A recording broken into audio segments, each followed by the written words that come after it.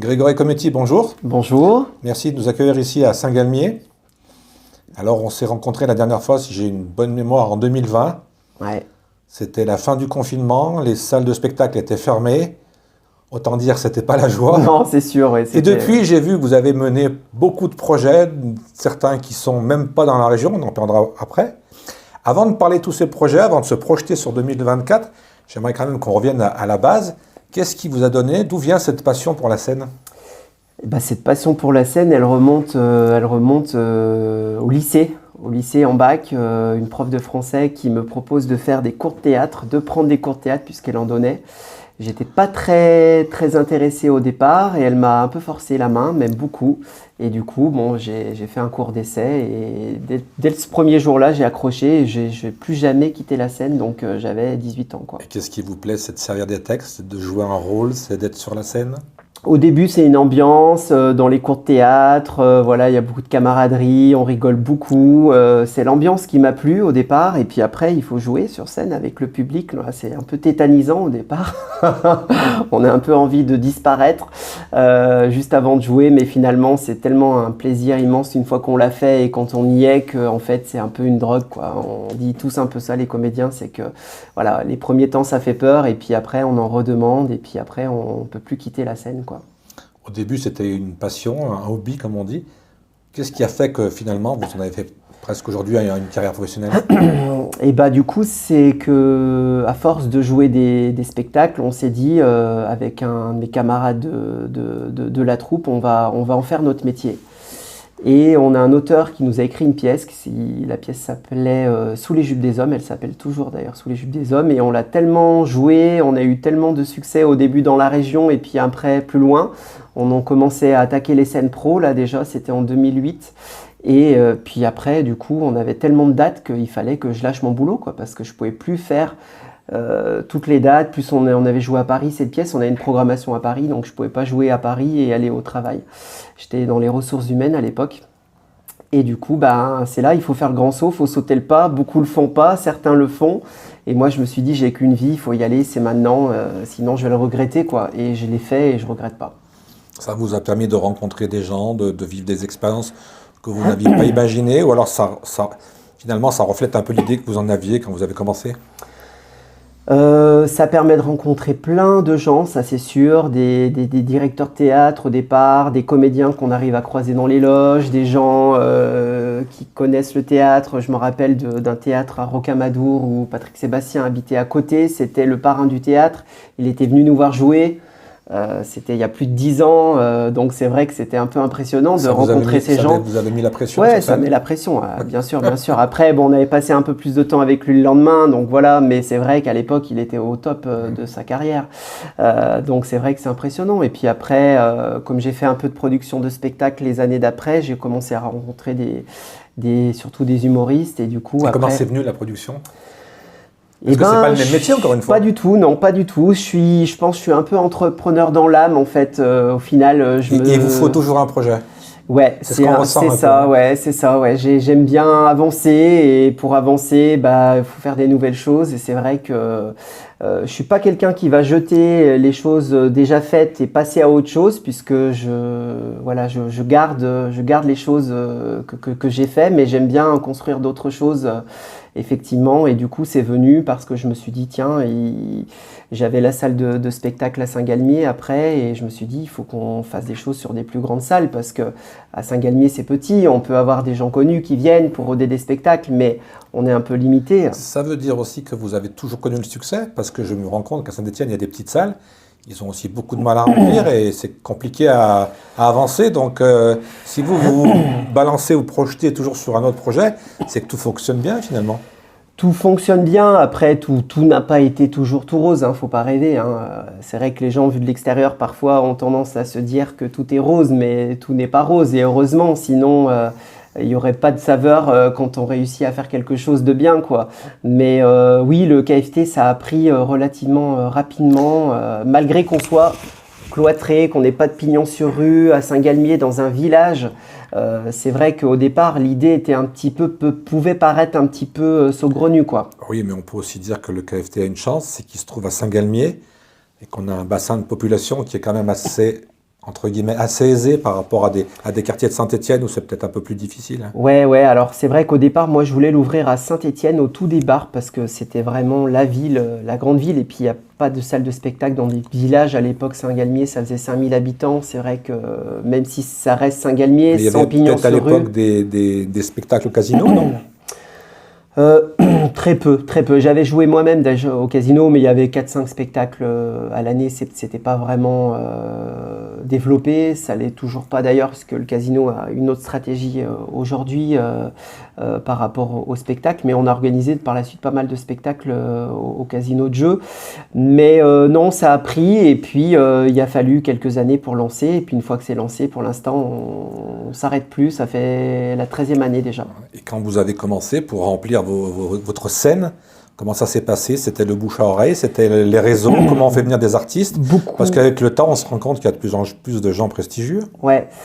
Alors déjà, pour remplir la salle avec des spectateurs, on avait beaucoup l'inertie de notre pièce Sous les jupes des hommes. Avec les spectateurs qu'on faisait dans la région, on leur disait qu'une salle allait s'ouvrir dans 1 an, dans 6 mois, dans 2 mois, dans 3 mois. Ça nous a vraiment amorcé la pompe, si je puis dire. Et puis après, pour la programmation, c'est avec les années, en fait. On fait son réseau, on fait connaissance avec des artistes, avec des productions. Et puis après, ça devient un petit réseau presque d'amis du métier, j'entends.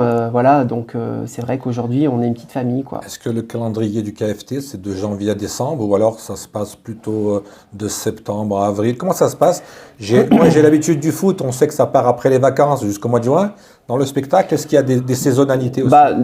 Déjà, nous, au KFT, on est ouvert toute l'année, sauf 4 semaines en août. Donc la saison, on dit que c'est de septembre à juillet. Après, il y a une saisonnalité quand même dans le spectacle. Les moments forts d'une année, c'est entre, on va dire, à partir de fin octobre jusqu'à fin mars, début avril.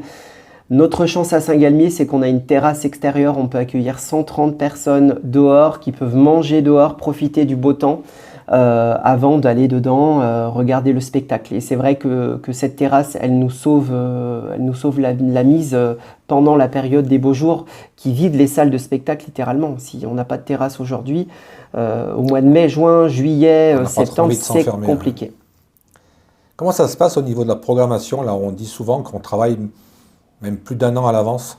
C'est ça, même plus d'1 an à l'avance, ouais. Déjà, on a toute notre programmation moi, je l'ai fait jusqu'au mois d'avril 2025, là, pour l'instant. Oui, on est bien. Voilà, alors. sur les week-ends. Après, j'ai de la place sur les jours de semaine parce qu'on met souvent les têtes d'affiche la semaine. On se laisse l'opportunité de programmer un peu plus à la dernière minute. Comme vous êtes très occupé, comment ça se passe au niveau de la programmation, de la production? Vous avez le temps d'aller voir des petits spectacles? On vous en parle? Comment ça se passe? Vous avez une équipe qui cherche pour vous? On m'en parle beaucoup. Des spectacles. On m'envoie tous les jours des vidéos, des dossiers de presse, ce genre de choses. Et puis j'ai la chance d'être au Festival d'Avignon toute l'année, chaque année, pendant tout le festival. Et du coup, on peut voir beaucoup de spectacles là-bas sur le mois de juillet. Justement, on va faire la transition. Comment vous êtes arrivé à Avignon? J'ai vu que vous allez ouvrir une très très grande salle. Oui, alors Avignon, c'est une grande salle. C'est pas la même, on va dire que ça reste une salle de spectacle, mais on n'est pas du tout sur le même type de programmation. C'est une salle qui va faire 1600 places assis debout et 1050 places environ. Vous avez acheté un gymnase? Non, on a acheté un bâtiment qui est existant, qui avait servi d'opéra temporaire en attendant les travaux, la fin des travaux de l'opéra d'Avignon centre-ville qui ont duré plus de 2 ans. Et du coup, par contre, on a vraiment investi dans ce bâtiment puisque on a mis 2 500 000 € pour l'améliorer, pour le rénover, pour le mettre au top au niveau technique. Et donc là, c'est une salle où il y aura des concerts, où il y aura du théâtre aussi, de l'humour, il y aura toute forme de spectacle. C'est vraiment, on essaie de faire notre petit zénith à nous dans la région du Vaucluse, puisqu'on sera la plus grande salle du Vaucluse, puisque les Avignonnais aujourd'hui, ils allaient à Marseille, ils allaient à Montpellier. C'est une salle qui va être donc entièrement privée? À 100% privé. Ouais. Je pense que c'est en province 100% privé. Je pense qu'on sera la plus grande salle privée de province de France. C'est de l'opportunité ou c'est le Festival d'Avignon qui nous a influencé dans ce choix? Les deux, parce que en fait, j'ai rencontré un de mes associés du projet, puisque c'était le propriétaire du Capitole que j'ai exploité pendant quelques années pour le temps du festival, qui était le plus grand théâtre d'Avignon, centre-ville, avec 4 salles de spectacle. Je devais lui l'acheter, et puis il y a eu le Covid. Et du coup, il a vendu son théâtre, son cinéma. Il avait un gros cinéma, il a vendu une partie de ce cinéma, les murs de l'ancien cinéma qui était le Capitole. Donc, c'est ça, on va dire que l'affaire m'a échappé des mains. Mais je me disais que c'est pas grave, faut pas forcer le destin, qu'il y aura quelque chose de mieux qui arrivera derrière. Et c'était le cas, quoi, vraiment, puisque c'est lui qui m'a parlé de ce projet. Il m'a dit, je suis du cinéma, toi, tu es du spectacle. Je peux pas le faire moi tout seul parce que je connais pas le monde du spectacle vivant. Il faut qu'on le fasse ensemble et on l'a fait. Donc c'est ouvert, ça va ouvrir, ça se passe comment? Ça va ouvrir le 15 février. 15 février, et là il y a déjà une programmation. Il y a 56 spectacles qui sont en vente pour l'instant. Ouais. Et l'idée c'est d'avoir entre 80 et 100 spectacles chaque année. Est-ce qu'on peut parler d'échelon ou en sport on parle de division? Est-ce que le KFT c'est une certaine division et là-bas à Avignon ça sera encore au-dessus? Comment ça se passe là? Oui, ne serait-ce que par la taille. Après j'ai envie de dire le KFT dans la catégorie des cafés-théâtres en France, on joue en Ligue 1 avec une dizaine de lieux qui sont bien cotés. Voilà. Après là on est sur une autre salle, une autre dimension effectivement par rapport à une salle comme le KFT. Oui, c'est vrai que c'est en commune mesure. On va accueillir des artistes, des spectacles qui vont être énormes. Ça veut dire que quelqu'un qui cartonne au KFT, il a toutes ses chances de passer à Avignon? Ah, alors. Mais bien sûr, mais c'est le cas. Laura Lone, elle a rodé son spectacle au KFT en octobre dernier. Et du coup, elle va jouer dans la 1000 places à Avignon. Elle est déjà complète d'ailleurs. On en a d'autres. Jal aussi a rodé son spectacle. Il va jouer à Avignon. Et puis d'autres à venir. L'idée, c'est de découvrir un peu des gens qui commencent à sortir, de les produire au KFT. Puis ensuite, de les emmener à Saint-Étienne aussi. On fait pas mal de choses à Saint-Étienne, à Vauche, à l'Escale, au Forum maintenant à Feur, et puis après à Avignon, bien entendu. Ouais. Les projets pour 2024, pardon, il y a encore d'autres choses qui vont arriver ou alors on va se calmer. Déjà, on va ouvrir la salle, déjà, c'est bien. Après, des projets, je dis toujours c'est le dernier, celui-là, parce que, je me dis ça parce que c'est gros et puis parce que il faut l'avaler, il faut le démarrer, il faut que ça prenne son rythme de croisière. Je sais qu'il y aura un autre projet si celui-là fonctionne et pour l'instant, les feux sont plutôt ouverts parce qu'on a vendu 20 000 places. Donc, c'est bien, ça laisse présager de quelque chose de bien qui devrait se passer. J'aurai forcément d'autres projets parce que une fois que ça va rouler, voilà, je me dirais, voilà, il faut faire autre chose. Avec votre expérience, je pose souvent cette question, est-ce que les publics de la région stéphanoise et d'Avignon sont différents ou alors tout le monde rigole des mêmes choses, tout le monde recherche un peu la même chose aujourd'hui? C'est une bonne question. J'ai envie de dire le public stéphanois est plutôt c'est un public assez populaire, assez simple.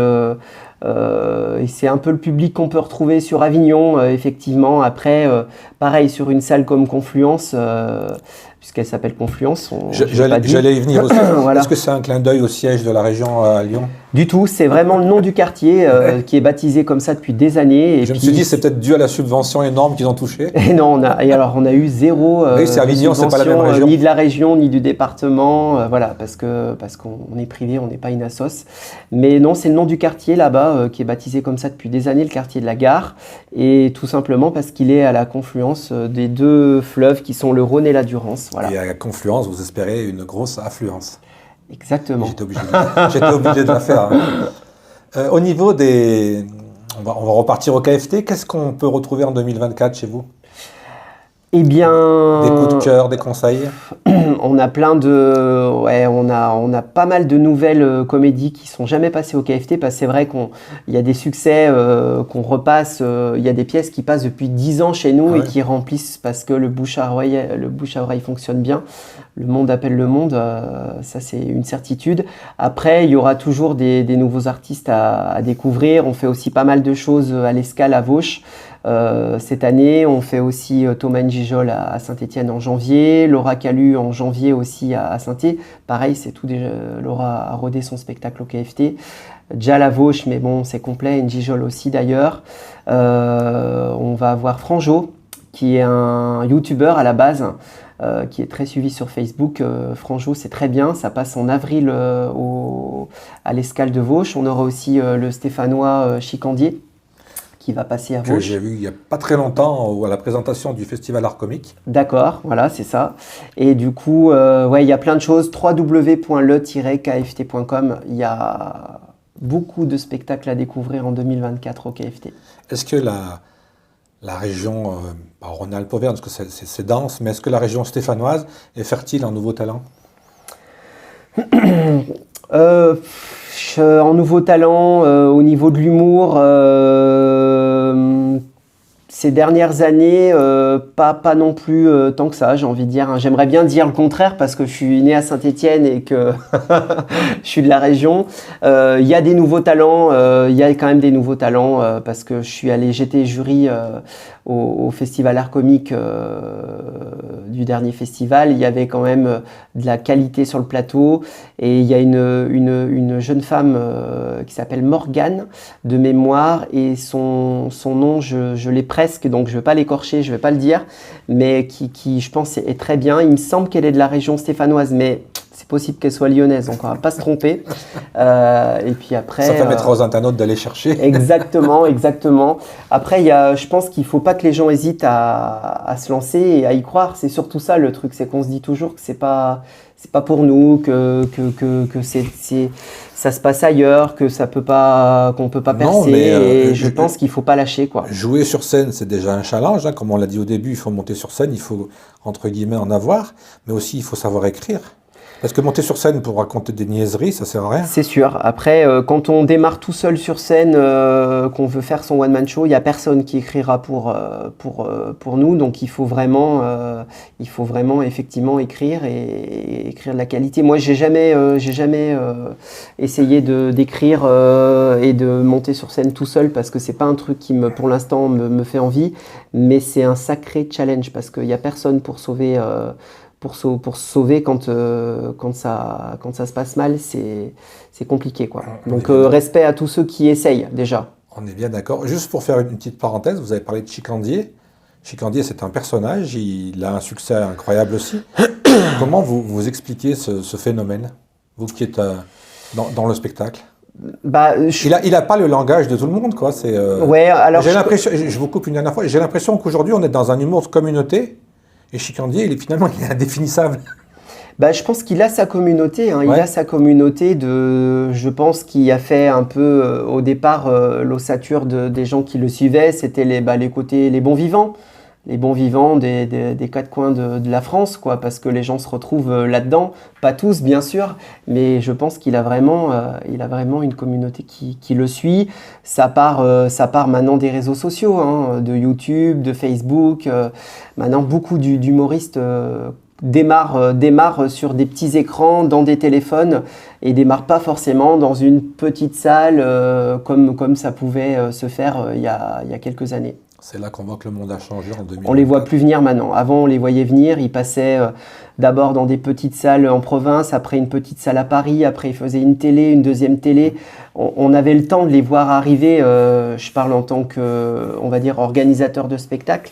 Maintenant, je reçois des mails, on me propose quelqu'un, je ne connais pas du tout, j'ai jamais entendu son nom. Je vais sur Instagram et je vois qu'il y a 600 000 personnes qui suivent cette personne et je ne l'ai pas vu arriver parce que je passe pas mon temps non plus sur les réseaux sociaux, mais ça va très vite dans un sens comme dans l'autre. Hein. C'est ce que j'allais dire, c'est pas aussi un succès qui est rapide et après très éphémère aussi.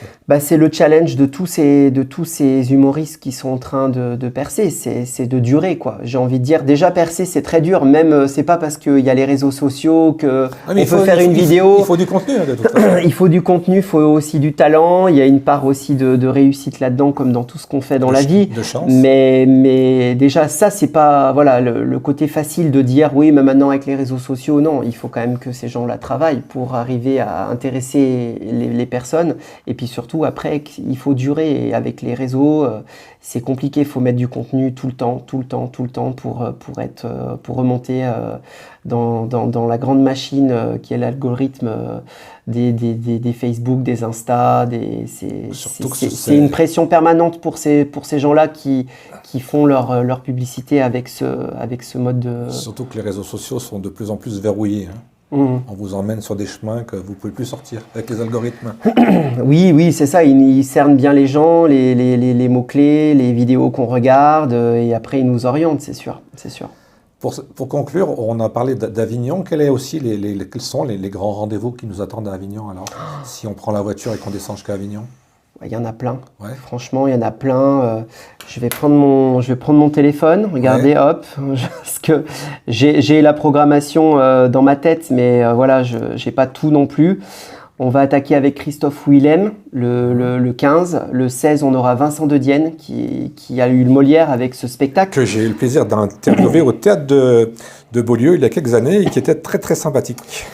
Ensuite, on va avoir Camille Lelouch, 4 jours après l'ouverture, qui fait son concert. On va avoir Boudère, Laura Lone, on a du théâtre avec un dîner d'adieu avec Hartmann, avec Laetitia Milo. On a Mentissa qui va venir chanter, qui tourne en boucle sur les radios en ce moment. On a 3 cafés gourmands qui vont faire un de leurs derniers concerts puisqu'ils se séparent.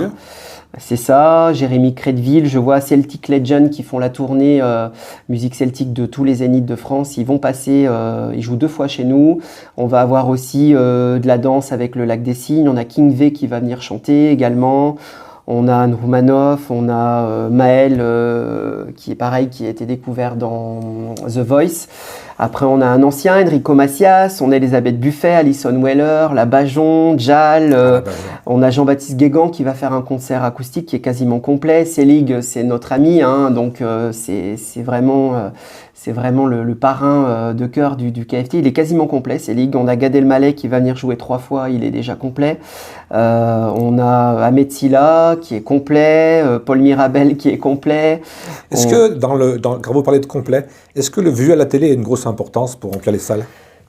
Ben oui, une salle de 1000 places. Moi, ça me fait toujours rire, c'est quand je vais à des salons du livre et qu'on a celui qui est vu à la télé et celui qui n'est pas vu à la télé et la queue n'est pas au même endroit. Alors, j'ai envie de dire, même pour une salle comme le KFT, pour remplir un jour de semaine, un soir de semaine, même 130 places, quand on n'est pas passé à la télé, franchement, c'est compliqué. Les gens ne se déplacent pas forcément pour aller voir quelqu'un qu'ils ne connaissent pas, un jeudi soir, un soir de semaine. C'est compliqué. Ouais, ça, je sais pas, je connais pas trop l'économie des salles de Saint-Étienne, mais je veux bien vous croire que c'est pas simple. Et après, oui, dès qu'on passe 1000 places, effectivement, si on passe pas à la télé, c'est compliqué. À moins d'avoir un réseau énorme sur les réseaux sociaux et jamais passer à la télé. En général, quand on a 1 million de personnes qui nous suivent sur les réseaux, il y a quelques télés qui suivent derrière. Avec tout cet engagement, toute cette activité, est-ce que vous avez le temps encore de monter sur scène? Ouais. J'ai fait 70 dates l'année passée. Là, j'ai rédimé un petit peu parce qu'il y a l'ouverture de Confluence. On est 3 en fait. Non, là, je vais faire 40 dates cette année, ouais. 40 dates, ouais. J'ai réduit, mais ouais, non, j'arrêterai jamais de jouer parce que c'est vraiment une bouffée. Mais c'est quoi votre secret? C'est des oranges, la vitamine C, c'est quoi? Oui, je me drogue pas, déjà, ça c'est bien. Non, on peut se droguer à la vitamine C, à l'orange, au soleil. J'en prends un peu, j'avoue, de temps en temps. Non, c'est de dormir 7 heures par jour et de pas trop manger de la merde. C'est plutôt par nuit que vous dormez, non? Ouais, c'est ça. Parce que par jour, oui. Ouais, alors, par tranche de 24 heures et essayer de dormir 7 heures, ouais. Pour conclure, dans toutes ces années, toutes ces rencontres, est-ce qu'il y a vraiment quelqu'un qui vous a marqué, qui a été, j'allais dire souvent, en conformité avec l'image que vous en aviez? Parce que souvent, on rencontre quelqu'un et on est déçu parce que c'est pas l'image qu'on avait dans la tête. Alors, je vais pas balancer sur les gens sur qui j'ai été déçu. Je vous dis ce que vous avez aimé. Il y a quelqu'un qui m'a surpris parce qu'il y a 10 ans, j'ai produit mon premier... je produisais une date, j'organisais une date de Jean-Marie Bigard. C'était pas au Firmament, à Firmini, comment s'appelle cette salle La salle où il y a le cinéma? Ouais, le Majestic. Voilà, le Majestic de Firmini. Donc j'avais 30 ans à peu près Et Jean-Marie me dit « Ah, mais t'es un gamin, c'est toi qui produis la date, etc. » Donc on fait connaissance. Après, je le fais dans le parc du casino. Je m'en souviens. Il avait appris que j'avais perdu de l'argent sur cette date parce que c'est très compliqué, vu le coût que ça représente, de reconstruire une salle de spectacle en extérieur.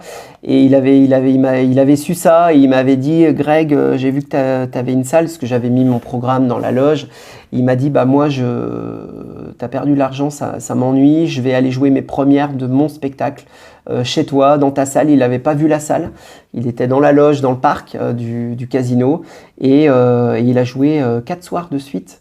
Et il l'a fait, on a partagé la recette, ça m'a aidé un peu à me renflouer de cette date, et puis depuis on a gardé un petit lien. D'ailleurs il est dans la programmation avec son nouveau spectacle, parce que j'oublierai jamais ça, quoi. C'est quelqu'un qui a le cœur sur la main, il a plein de défauts, on l'aime ou on l'aime pas, mais en tout cas avec moi il a été vraiment, il a été comme un prince, quoi. Voilà, donc c'est des petites choses qu'on n'oublie pas. Après il y a des gens comme Selig, Selig, on n'avait pas ouvert le KFT, il a accepté d'être programmé dans une salle qui n'était pas ouverte encore, on n'avait même pas fait les travaux, et il commençait déjà à monter très fort. Là, il fait 2 Olympias en janvier, il est complet. Et on va l'avoir au Réveillon, au Forum de Feur, il joue 2 fois. C'est quelqu'un vraiment, on a organisé le mariage de sa fille au KFT en septembre, donc c'est quelqu'un vraiment pareil, il fait vraiment partie de la famille et des murs du KFT, et il a fait beaucoup pour le KFT. Grégory Comitti, merci beaucoup de nous avoir donné de votre temps qui est très très très précieux. On a réussi à caler cette petite date. Et puis merci, déjà moi je trouve, merci pour votre disponibilité, pour votre sourire, et puis finalement pour faire rêver les gens, parce que le spectacle, on est aussi là pour faire rêver les gens. Oui, surtout en ce moment, ouais, c'est bien pendant 1 heure, 1 heure et demie de pouvoir déconnecter, penser à autre chose, de se couper un peu de la télé, des chaînes d'infos, de la radio et de toutes les mauvaises nouvelles qui nous entourent. C'est fait pour ça, on sait notre métier en fait, voilà, on est là pour ça, pour divertir, pour vous faire penser à autre chose. Il n'y a qu'une solution, il faut écouter Radio Gaga sur YouTube, et là il n'y a pas de prise de tête. Grégory, merci. Merci à vous, à bientôt.